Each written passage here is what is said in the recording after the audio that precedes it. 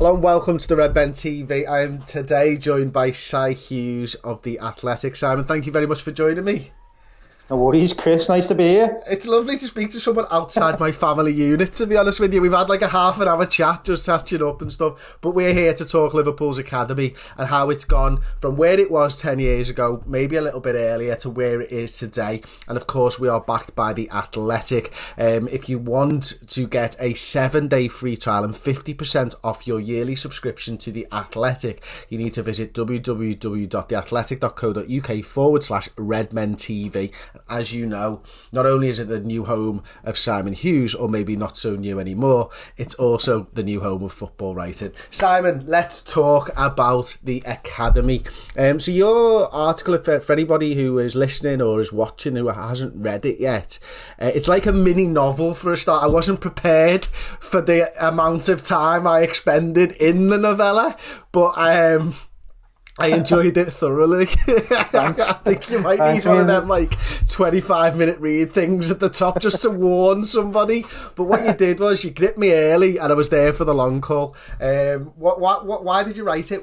Why were you... Because it wasn't like... That doesn't seem like an off-the-cuff thing. That's a well-researched piece that is going back over 15 years almost.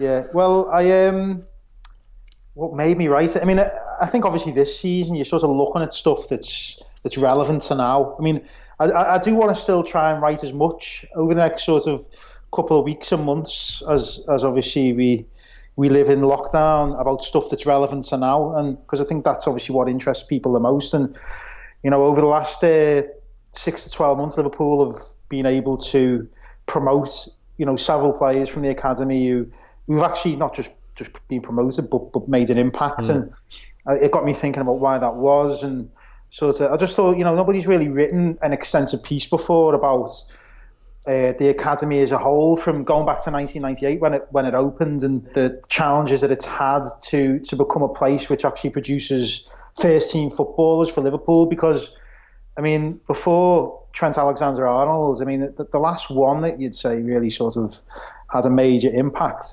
really is in terms of the long term, is Steven Gerrard, and he didn't actually really play that much at the academy. He sort of, that facility opened just a few months before he started playing in Liverpool's first team. So you have to go back even further. I mean, could I really argue that it hasn't really produced any players of note, which is astonishing considering the number of players that Liverpool have had in that period and the amount of money that's been put into it. So I sort of wanted to go back and examine why that is, and why things have changed, because it does feel like things have changed. It's not just players getting a chance now because because out of convenience for the first team manager when he's trying to beef up his first team squad. He genuinely does believe that some of these players are going to become established first team regulars. He believes in the academy, and so the story sort of leads in on the most recent thing, as you say. I think that's always the key with these big long pieces. You've got to sort of hook people in with something that they don't already know about something that's relevant to now. So obviously I was writing a bit about how Liverpool are scouting in the Northwest now from the age of 6, how they're looking at different new communities into the Northwest. So, refugee communities, new immigrant communities from different parts of the globe who previously maybe gone unwatched to some degree. And I think Liverpool have identified through a player who they actually signed from Manchester City 5 years ago, James Balaguese, who's doing really well now he's a 16-year-old, he's playing in the under-18s and had a real impact this season. His family came from the DR Congo, when he was 6, I think, so 6 or 7. So that made them realise that there must be players there who are coming into the country who maybe we haven't seen, that we've got to start looking at. So they've appointed a West African scout in Manchester at the moment who's looking at a lot of the communities there, and a Polish scout who will operate across the Northwest, because obviously the Northwest has a lot of Polish communities knocking about. So yeah, it's a constantly changing thing, but I just thought got to move in on the most up-to-date thing, which something that people don't already know, and try and get I guess people reading. I was a bit blown away by I forget the figure now, was it 34 scouts working the 6 to 11 age group or something like that And I was like, oh my God, I can't believe there's that many people on the payroll for Liverpool who look after that age group. I mean, it's you know football's massive, and you know these clubs are ginormous, but their roots go down really, like I'd say, you can't see them, they're everywhere, they're all underneath you, and there's just fucking tons of them all over the place. 34 scouts, was it, working the looking at 6-year-olds? It's frightening. I mean, it is frightening. I mean, I sort of got a flavour for it a few years ago when I wrote another book about football in the Northwest, and I went to Fletcher Moss Rangers in Manchester, where Marcus Rashford had come from, and a couple of the other players. I think Jesse Lingard had played a bit there as well.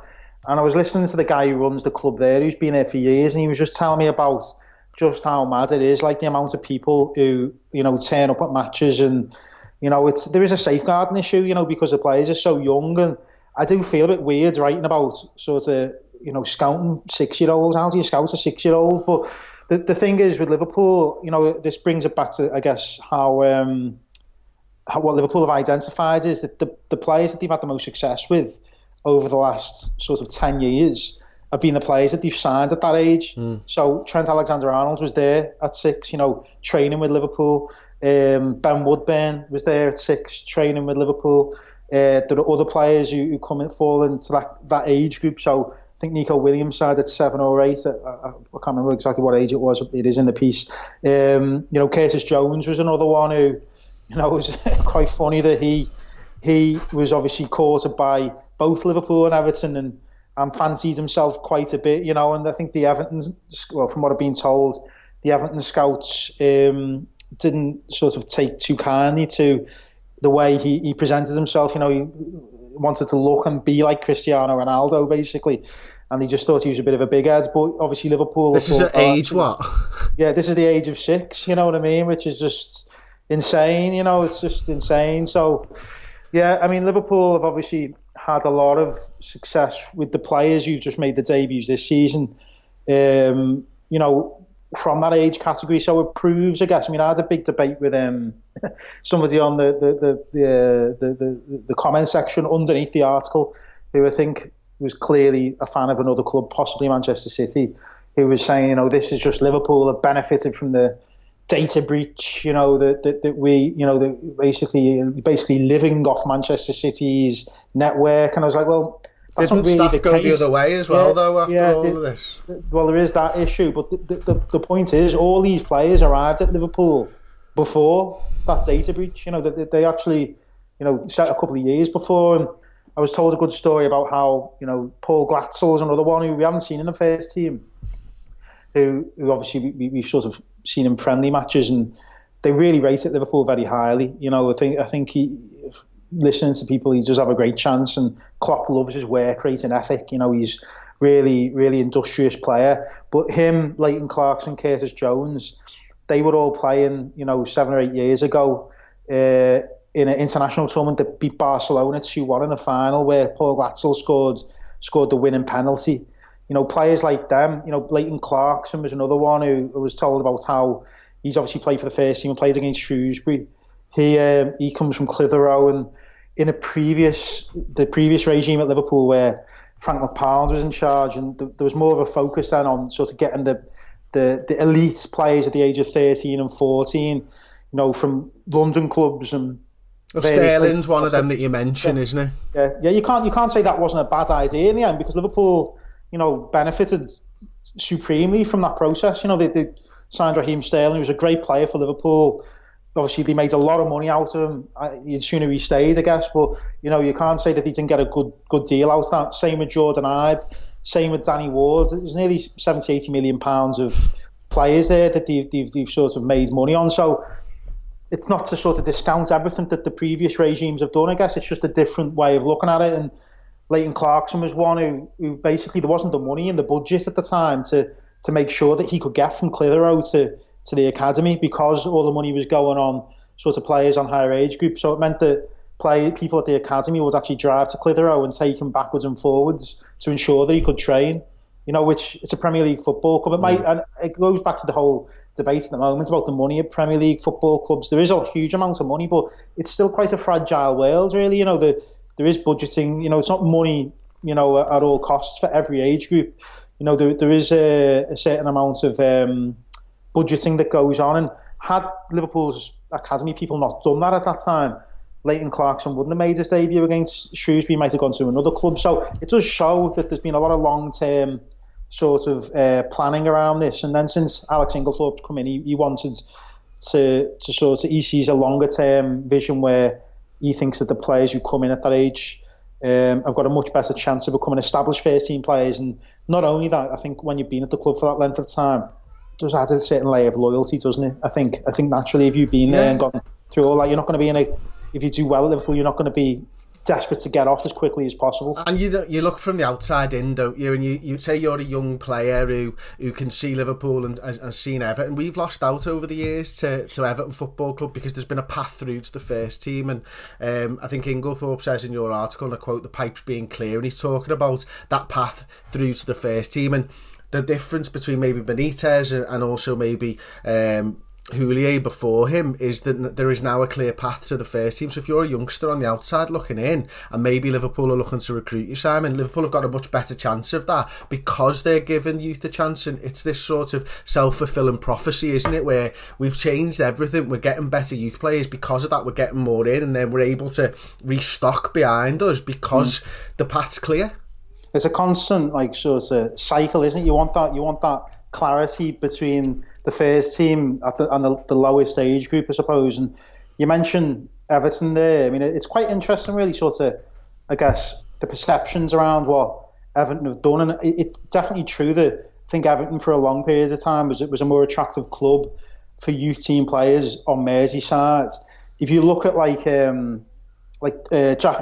Jack Rodwell, for example, he was at Liverpool as an 8-year-old and left and went to Everton, which, people might say, well, he's not had the career that people wanted, but he was a very talented player, who could have, and it made with different decisions at different clubs, had a very different career, I suppose. And then you look at other players like Tom Davies. Obviously he's sort of the player at the moment who's made the most appearances in Everton's first team, who's come through the youth system.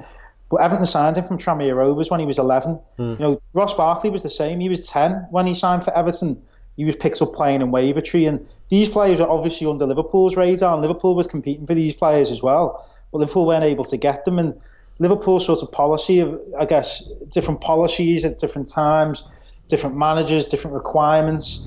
This has all had an impact on the continuity running through the club when there are so many changes between managers and demands. So, I think, I explore in the piece how pretty much from day one, the people who appointed Gerard Houllier thought it was going to be a marriage made in heaven, really, between Houllier and Highway, two people who had, understood youth football and had worked for years in youth football. Obviously, Houllier in France had a great success. But Houllier said, pretty early on that he saw the future of football being big, strong, physical, athletic players. Highway didn't see it that way. He was saying, well, are you saying, Michael Owen isn't good enough to play for Liverpool? And that caused friction from pretty early on in their relationship. And you've got to say, I think Houllier was right at that time in 98, 99. I think that's the way football went, wasn't it? If you look at the teams that won the trophies between sort of 2000 and 2005, they were bigger, more physical teams. But then what changes that is somebody like Cesc Fabregas coming in to Arsenal's youth system, and suddenly sort of there's a different style of football that's being favoured at youth level. And now it's both.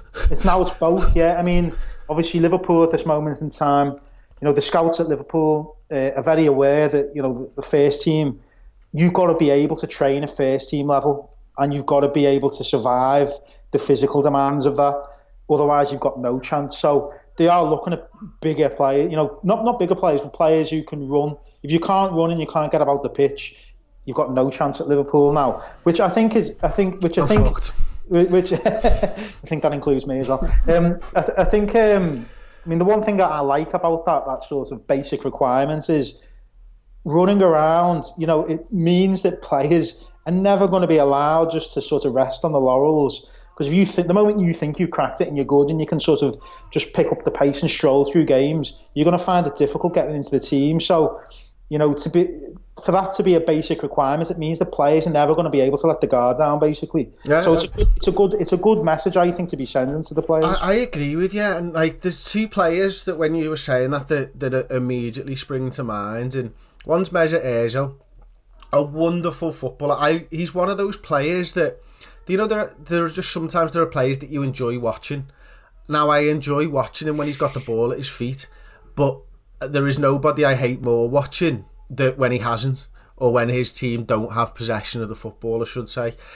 And then I think of Luis Suarez, who, for me, has all the talent of a Mesut Ozil and the work rate. And I think back to those times during 13-14, and you might lose your Mesut Ozils along the way because they're not going to work as hard. But if the team wins, it doesn't really matter. But do you think there is still a place for like a Mesut Ozil, or is it the margins between success and failure are so fine now that you can't carry a player anymore in a side that's going to go on and dominate? I've got to be honest, not at Liverpool. I don't think a player who's got amazing ability, who doesn't understand his position. Well, you wouldn't say that Mesut Ozil doesn't understand his position, but doesn't understand that his work rate impacts on the rest of the team. The way this Liverpool team is structured, you can't afford to have a passenger in midfield, can you? Really, you just can't. That's why ultimately, I'm not saying Philip Coutinho was a passenger, because he wasn't, but he didn't have the lung capacity or the power of the players that have replaced him. Now, at the time, I was concerned. I obviously thought, I still think sometimes Liverpool miss a player like that. I do, but I think the basic requirement now, skill, great, but first requirement is your ability to get about the pitch.